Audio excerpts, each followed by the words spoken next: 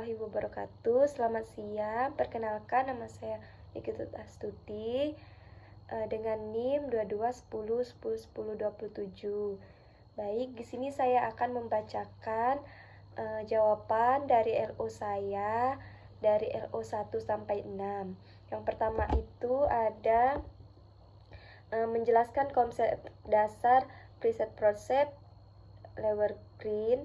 Yang kedua, mahasiswa mampu menyebutkan bentuk-bentuk kolaborasi lintas sektor yang dapat dilakukan untuk meningkatkan partisipasi ibu hamil dalam pemeriksaan kehamilan. Yang ketiga, mahasiswa mampu mengetahui strategi promosi kesehatan berbasis model preset proses untuk meningkatkan partisipasi ibu hamil dalam pemeriksaan ANC.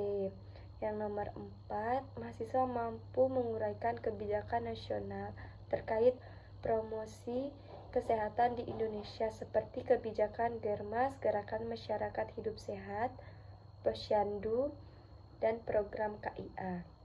Nomor 5, menjelaskan penting peran bidan dalam pendekatan promotif dan preventif serta bagaimana dapat menjadi agen perubahan perilaku kesehatan masyarakat. Yang terakhir ada apa saja kegiatan promosi kesehatan dan hambatan dalam promosi kesehatan. Baik, di sini saya akan menjawab LO nomor 1, yaitu konsep dasar dari model ini, yaitu pertama ada konsep dasar model preset proses, yaitu predisposing faktor-faktor yang mempengaruhi motivasi individu untuk berperilaku sehat seperti pengetahuan, sikap, dan keyakinan. Reinforcing faktor adalah faktor yang memberikan dukungan atau pengetahuan terhadap perilaku seperti dukungan sosial atau penghargaan.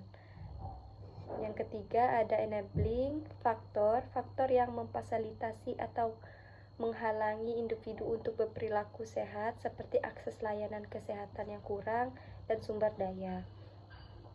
Yang kedua ada proses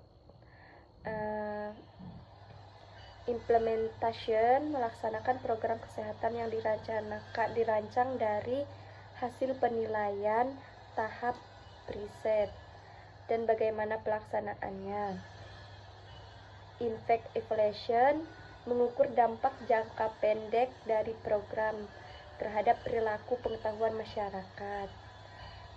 Ada outcome evaluation, menilai hasil jangka panjang dari program dalam hal perubahan kesehatan.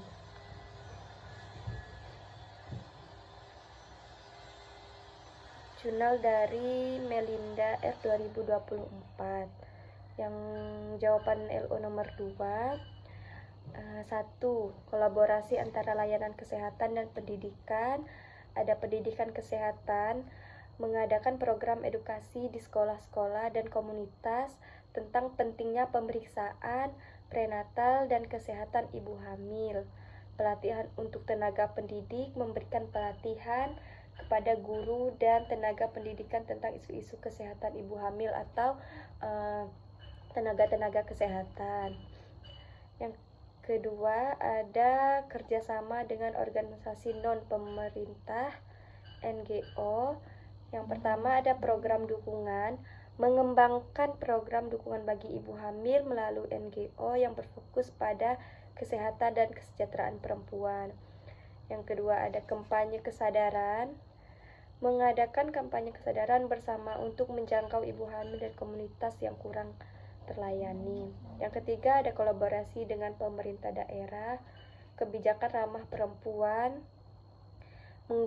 menggandeng pemerintah daerah untuk menciptakan kebijakan yang mendukung aksesibilitas layanan kesehatan bagi ibu hamil, penyediaan fasilitas kesehatan, membangun dan memperbaiki fasilitas kesehatan yang mudah diakses oleh ibu hamil. Yang keempat ada kerjasama dengan lembaga agama dan komunitas, penyuluhan kesehatan, ada dukungan sosial, menggunakan jaringan komunitas untuk memberikan dukungan bagi ibu hamil, termasuk transportasi ke fasilitas kesehatan. Kelima ada kolaborasi sektor transportasi, penting untuk akses transportasi. Program beasiswa transportasi menawarkan subsidi transportasi bagi ibu hamil yang kesulitan mencapai lokasi pemeriksaan. Yang keenam ada kerja sama dengan media, kampanye media, testimoni dan cerita inspiratif. Yang ketujuh ada kolaborasi dengan sektor swasta. Baik, selanjutnya di sini jawaban nomor 3.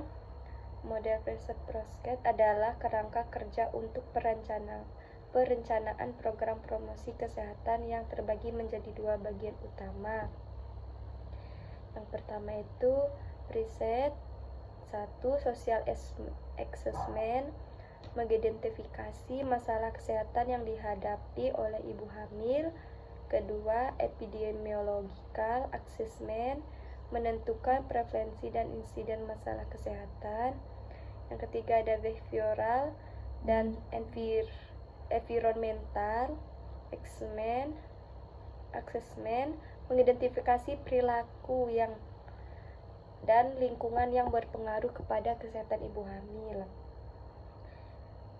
Yang selanjutnya ada proses. 1. Implementation, melaksanakan program promosi kesehatan. Yang kedua ada proses evaluation, mengevaluasi proses pelaksanaan program. Yang ketiga ada impact evaluation, mengukur dampak jangka pendek dan intervensi. Yang keempat ada outcome evaluasi, mengukur hasil jangka panjang dan program. Strategi promosi kesehatan, yang pertama itu pasti kita memberikan edukasi dan penyuluhan, memberikan informasi mengenai pentingnya pemeriksaan ANC pada ibu hamil, penggunaan media, memanfaatkan media sosial seperti brosur, leaflet atau poster untuk menyebarluaskan informasi kepada ibu hamil. Ketiga ada pelatihan kader kesehatan, melibatkan pelatihan kader untuk mendekati dan mendidik ibu hamil.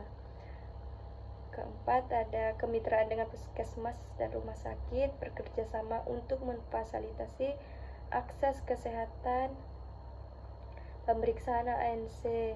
Kampanye komunitas mengadakan seminar kesehatan untuk meningkatkan kesadaran. Yang keempat, jawaban nomor 4, kebijakan nasional terkait promosi kesehatan di Indonesia, Dagermas, Gerakan Masyarakat Hidup Sehat.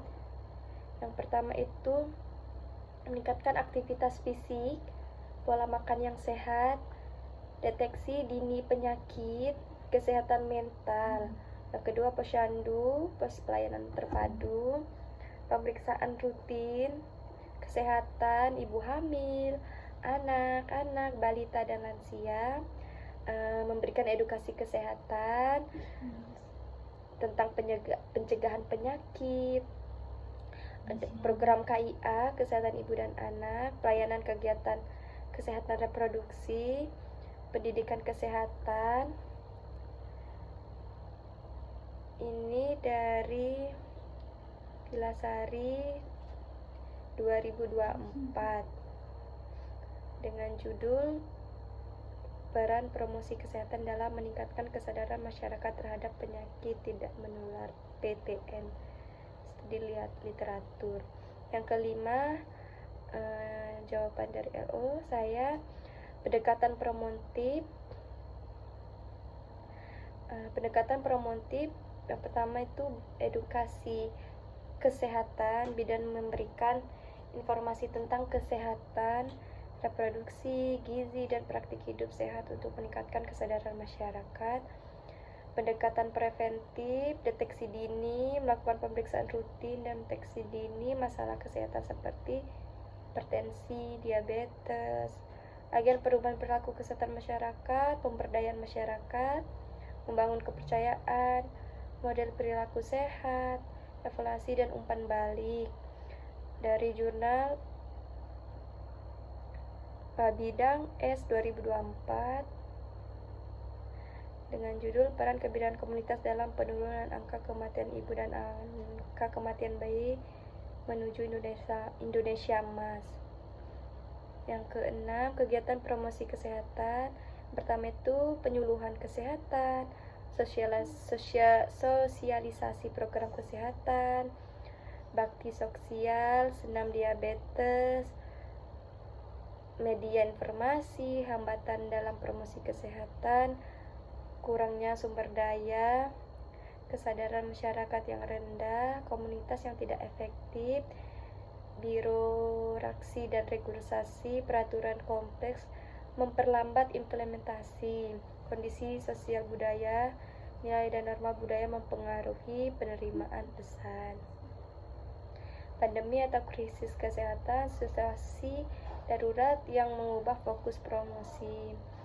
Dari jurnal Anissa R. Dewi dari tahun 2024 dengan judul Implementasi Promosi Kesehatan dan Meningkatkan Kesehatan Masyarakat pada Rumah Sakit di Jawa Barat. Jurnal Cekgia Ilmiah. Baik, mungkin itu saja jawaban dari LO saya. Kurang lebihnya saya mohon maaf. Saya ucapkan terima kasih.